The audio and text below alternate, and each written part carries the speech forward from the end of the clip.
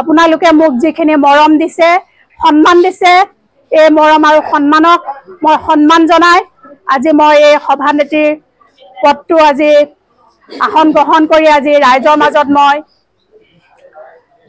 আজি নিজেই সুখী অনুভৱ কৰিছো আৰু মই আজি আপোনালোকৰ কথা দিছো আপোনালোকে যেনেদৰে মোক মৰম সন্মান আজি এই মোক চকীখন উপহাৰ দিছে ময়ো আপোনালোকক সকলোকে মোৰ লগত লৈ একেলগে এটা টিম হিচাপে সকলোকে মই মৰম আৰু সন্মান দিবলৈ যিমান পাৰো চেষ্টা কৰিম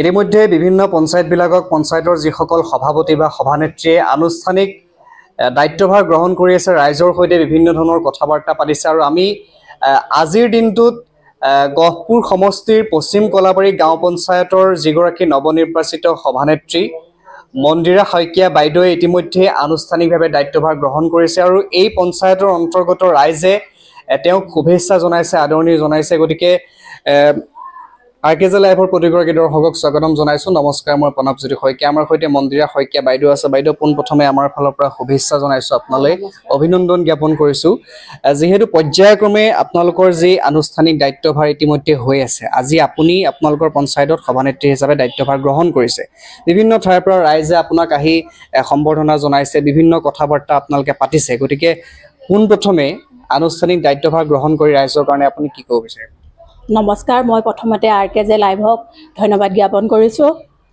আজি আমাৰ পশ্চিম কলাবাৰী গাঁও পঞ্চায়তত মই সভানেত্ৰী হিচাপে আনুষ্ঠানিকভাৱে দায়িত্ব গ্ৰহণ কৰিছোঁ আৰু আজি এই অনুষ্ঠান ভাগত শুভ মুহূৰ্তত মোক ৰাইজে যিখিনি মৰম আশীৰ্বাদ আৰু আজি মোক এই আসনখনৰ যি উপহাৰ দিছে মই আমাৰ আমাৰ পশ্চিম কলাবাৰী গাঁও পঞ্চায়তৰ 10টা ৱাৰ্ডৰে সমূহ ৰাইজক মই সেই মৰম আৰু আশীৰ্বাদ দিবলৈ মই চেষ্টা কৰিম তেওঁলোকে মোক যেনেদৰে মৰম আশীৰ্বাদ দি আজি এই আসনখন উপহাৰ দিছে ময়ো তেওঁলোকক মৰম আশীৰ্বাদ আৰু এই উপহাৰৰ সন্মানকণ তেওঁলোকক দিবৰ কাৰণে মই যত মোৰ পৰনাস্তি চেষ্টা কৰিম লগতে যিখিনি আমাৰ পঞ্চায়তৰ কাম কাজ আন্তঃগাঁথনিৰ পৰা ধৰি দুখীয়া দৰিদ্ৰৰ যিখিনি অভাৱ অভিযোগ সেই সকলোখিনি আগৰ পঞ্চায়তৰ সভাপতিগৰাকীয়ে যিখিনি উন্নয়ন কৰিছে বাকি থাকি যোৱা উন্নয়নখিনি মই ৰাইজৰ সহযোগত সন্মানীয় আমাৰ বিধায়কগৰাকী গহপুৰ সমষ্টি সাংসদগৰাকী আৰু আমাৰ জিলা পৰিষদ আঞ্চলিক পঞ্চায়তৰ সকলোৱে সহযোগত মই এই ৰখি যোৱা কামবিলাক মই কৰিবলৈ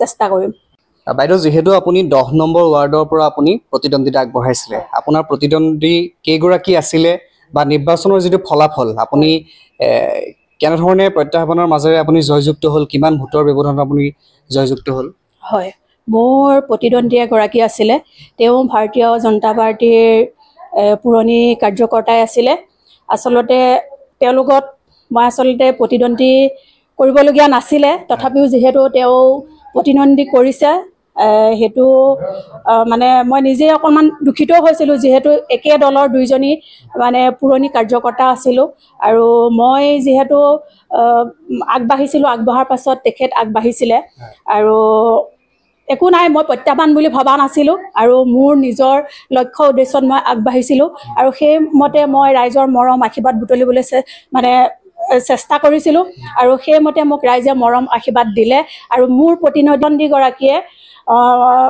যথেষ্ট ব্যৱধানত তেওঁ পৰাজিত হৈছে মই 71টা ভোটত তেখেতক মই পৰাজিত কৰিবলৈ সক্ষম হৈছোঁ আৰু বাকি মই 221টা ভোট পাই মই নিৰ্বাচিত হৈছোঁ ইতিমধ্যে আপুনি কৈছে যে আপোনাৰ এগৰাকী প্ৰতিদ্বন্দ্বী আছিলে কিমান ভোটৰ ব্যৱধানত আপুনি জয়যুক্ত হ'ল ইতিমধ্যে উল্লেখ কৰিছে গতিকে আপোনাৰ আগৰ যিগৰাকী সভাপতি আছিলে তেওঁৰ কাম কাজবিলাকক লৈ আপুনি কিমান সন্তুষ্ট বা আপোনালোকৰ 10টা ৱাৰ্ডৰ যিসমূহ ভিতৰুৱা গাঁও আছে গাঁও অঞ্চলৰ ৰাইজৰ কাৰণে আপুনি আগন্তুক ইয়াৰ আগতে আপুনি ৰাইজৰ মাজত কেনে ধৰণৰ সমস্যা হ'ব আপুনি আগৰ পৰা দেখি আহিছে তাৰ কিমান শতাংশ সম্পূৰ্ণ হৈছে ইতিমধ্যে বা সমাধান হৈছে বা আপোনাৰ নিজৰ কাৰ্যকলাপত আপুনি ৰাইজৰ কাৰণে কি কি ক্ষেত্ৰত আপুনি নতুন নতুন কাম কৰাৰ কাৰণে আপুনি প্ৰতিশ্ৰুতিবদ্ধ হয় আমাৰ আগৰ পঞ্চায়তৰ যিগৰাকী সভাপতি আছিলে তেখেতেও যথেষ্ট উন্নয়ন কৰিছে, মই নাই কৰা বুলি নকওঁ। আৰু আমাৰ সন্মানীয় বিধায়কগৰাকীয়েও যথেষ্টখিনি আমাৰ গহপুৰ সমষ্টিত যথেষ্টখিনি তেওঁ উন্নয়নমূলক কাম কৰিছে। বিশেষকৈ আমাৰ পশ্চিম কলাবাৰীত আমাৰ সন্মানীয় বিধায়কগৰাকীয়ে দুটা বহুত উল্লেখনীয় কাম কৰিছে। যিহেতু আমাৰ পশুকটা আৰু মাজুকুছি সংযোগী পথৰ যিখন আমাৰ দলং সেইখন তেওঁ RCC বনাবলৈ সক্ষম হৈছে। লগতে আমাৰ কেতুৱাতে আৰু ধনদিৰ যিখন সংযোগী দলং হয় তেওঁ সেইখনো RCC বনাবলৈ সক্ষম হৈছে। আমি এই পাহতে আমি সন্মানীয় বিধায়কগৰাকীক আমাৰ ফালৰ পৰা পশ্চিম কলাবাৰী তৰফৰ পৰা আমি তেখেতক ধন্যবাদ জ্ঞাপন কৰিছোঁ। লগতে আমাৰ 10টা ৱাৰ্ডত যিখিনি আমাৰ উন্নয়নমূলক কাম থাকি গৈছে যথেষ্টখিনি কৰিছে আৰু আমাৰ ৰাস্তা ঘাটৰ সমস্যাবিলাক ইতিমধ্যে দূৰ হৈছে। লগতে আমাৰ যিখিনি হিতাধিকাৰী আঁচনি সেইখিনিও প্ৰায় হৈছে বুলিয়েই ক'ব পাৰি।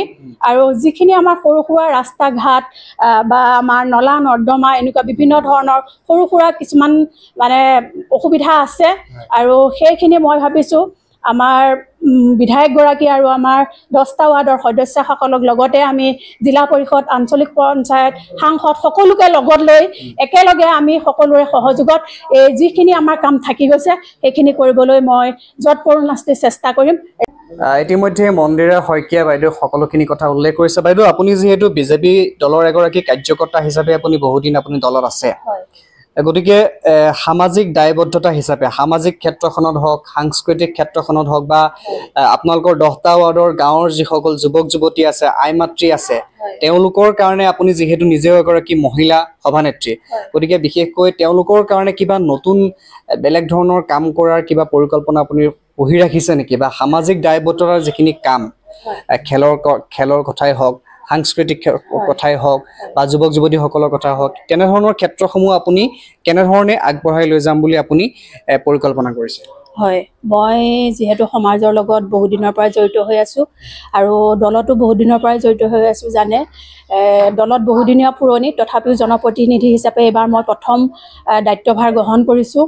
আৰু বিশেষকৈ মই মহিলা সমাজৰ লগত বিশেষভাৱে মই জড়িত। মই এগৰাকী জীৱিকা সখী হিচাপেও মই কাম কৰি আছিলোঁ।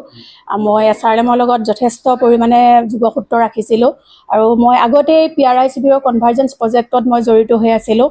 আৰু সেইকাৰণে মহিলাসকলৰ লগত মই কাম কৰা যথেষ্ট মানে মন আছে যে মহিলাসকলক কেনেকৈ আগুৱাই নি পেলাই মই মহিলাসকলক এটা আদৰ্শ পথ দেখুৱাব পাৰোঁ।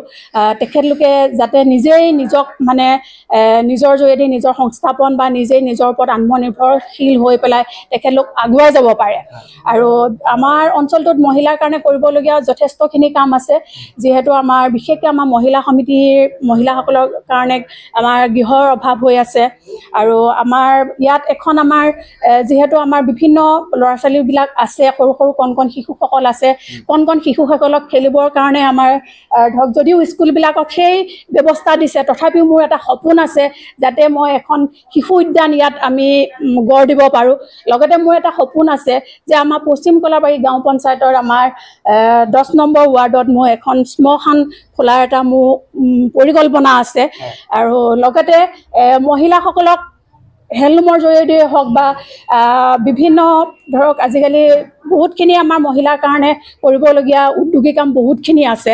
তেখেতলোকক তেনেধৰণৰ আঁচনিৰে যদি মই লৈ গৈ তেওঁলোকক এটা ইয়াত ভাল হেণ্ডলুমৰে হওক বা কিবা ইণ্ডাষ্ট্ৰীৰ জৰিয়তে হওক বা মহিলাসকলক মই আগুৱাই লৈ যাব পাৰোঁ, তেনেকুৱা এটা মোৰ সপোন আছে। বাইদেউ, আপুনি শেষত ৰাইজৰ কাৰণে কি ক'ব বিচাৰিব? আপোনাক যিসকলে ভোট দি জয়যুক্ত কৰিলে, আৰু তাৰ লগতে মই এটা কথা সুধিব বিচাৰিছোঁ, বহু ক্ষেত্ৰত দেখা পোৱা যায় যিসকল হিতাধিকাৰী অৰুণোদয় আঁচনিৰ ক্ষেত্ৰতে হওক, চৰকাৰী ঘৰ পোৱা ক্ষেত্ৰতে হওক বা চৰকাৰী যিসমূহ আঁচনি থাকে সেইসমূহ আচলতে কিছু কিছু ক্ষেত্ৰত আমি দেখা পাই থাকোঁ সংবাদ মাধ্যমৰ এগৰাকী ব্যক্তি হিচাপে যে বা ধৰি লওক কিছু সংখ্যক পাব নলগীয়া ব্যক্তিয়ে আঁচনিসমূহ পায় বা নাপাবলগীয়া ব্যক্তিয়ে পায়।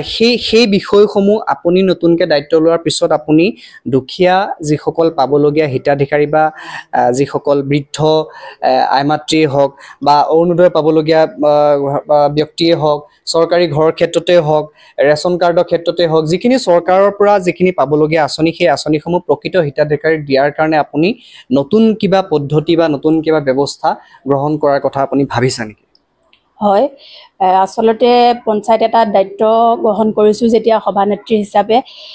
এই যিখিনি ৰাইজৰ বিসংগতি আছে, আচলতে মই ইমান বিসংগতি নাই বুলি ভাবিছোঁ। হিতাধিকাৰী বিশেষকৈ মই অন্যৰ ক্ষেত্ৰত ক'বলৈ যোৱা নাই। আমাৰ পশ্চিম কলাবাৰী গাঁও পঞ্চায়তেই হওক বা গহপুৰ সমষ্টিৰ যিখিনি আমাৰ পঞ্চায়ত আছে, যিটো আপোনালোকে কৈছে যে আমাৰ আঁচনি বা হিতাধিকাৰী নিৰ্বাচন কৰাৰ ক্ষেত্ৰত যথেষ্ট কিছুমান বিসংগতি দেখা যায়, মই ভাবিছোঁ বিসংগতিখিনি দুই এটা নথকা নহয়, আছে। আৰু সেই বিসংগতিখিনি মই দূৰ কৰিবলৈ নিশ্চয় চেষ্টা কৰিম। আৰু আজি আমাৰ সভাত এইখিনি কথা কোৱাও হৈছে, যাতে প্ৰকৃত হিতাধিকাৰীয়ে আমাৰ দুখীয়া দৰিদ্ৰ যিসকলে পাবলগীয়া হিতাধিকাৰী তেওঁলোকে এই আঁচনিসমূহ পায়, তাৰ ওপৰত মই দৃষ্টি ৰাখিম। আমাৰ সৈতে এইখিনি মুহূৰ্তত ইয়াৰে এগৰাকী স্থানীয় মহিলা আছে। মই বাইদেউ আপোনাৰ ওচৰলৈ আহিছোঁ। এইবাৰ এগৰাকী আপোনালোকে পশ্চিম কলাবাৰী গাঁও পঞ্চায়তৰ সভানেত্ৰী এগৰাকী মহিলা লাভ কৰিছে।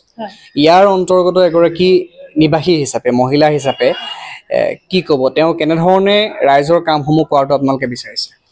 হয়, পোনপ্ৰথমে মই RKJ লাইভৰ দ্বাৰা পশ্চিম কলাবাৰী গাঁও পঞ্চায়তৰ সভানেত্ৰী বন্দিয়া শইকীয়া বাইদেউলৈ আন্তৰিক অভিনন্দন জ্ঞাপন কৰিছোঁ। আগন্তুক দিনবোৰ যাতে তেখেতে সুকলমে ৰাইজৰ আশাবোৰ পূৰণ কৰিব পাৰে। তেখেতক মহিলা প্ৰতিদ্বন্দ্বী হিচাপে আমি সভানেত্ৰী কৰি আগুৱাই অনাৰ কাৰণে তেখেতে যাতে আমাৰ মহিলাসকলৰ সকলোখিনি কাম কাজত সম্পূৰ্ণৰূপে মহিলাসকলক আগুৱাই নিয়াত সহায় কৰে। গতিকে আৰু তেখেতক মানে আমি এই আসনখন আজি তেখেতে আসনখনৰ অলংকৃত কৰাৰ বাবে আমাৰ সপোনো আছিলে যে বাইদেউ এদিন সভানেত্ৰী হ'ব, সেইবুলি আমি তেখেতৰ লগত যৎপৰোনাস্তি চেষ্টা কৰিছিলোঁ। আমাৰ সৈতে ইয়াৰে এগৰাকী ব্যক্তি আছে। মই আপোনাৰ ওচৰলৈ আহিছোঁ, যিহেতু আজি এগৰাকী নৱনিৰ্বাচিত সভানেত্ৰীয়ে ইতিমধ্যে আনুষ্ঠানিক দায়িত্বভাৰ গ্ৰহণ কৰিছে, গতিকে ইয়াৰ এগৰাকী স্থানীয় এই পঞ্চায়তৰ অন্তৰ্গত এগৰাকী বাসিন্দা হিচাপে কি ক'ব বিচাৰিব? প্ৰথমতে মই নমস্কাৰ জনাইছোঁ, কাৰণ পঞ্চায়ত নিৰ্বাচনৰ এইবাৰ পদ্ধতিটো বেলেগ। প্ৰতিটো ৱাৰ্ডতে ৱাৰ্ড সদস্য জিকি আহিব লাগিব, আৰু তাৰপিছত তাৰ পৰা 6জন বা 7জন সদস্যই যিগৰাকীক মানে মনোনীত কৰিব, সেইগৰাকী সভাপতি বা সভানেত্ৰী হ'ব। কিন্তু ঠিক সেইদৰে আমাৰ পশ্চিম কলাবাৰী গাঁও পঞ্চায়ততো 10জন ৱাৰ্ড সদস্য, আমাৰ বিশেষকৈ ভাৰতীয় জনতা পাৰ্টীয়ে প্ৰতিজন সদস্যই জিকি আহিছে।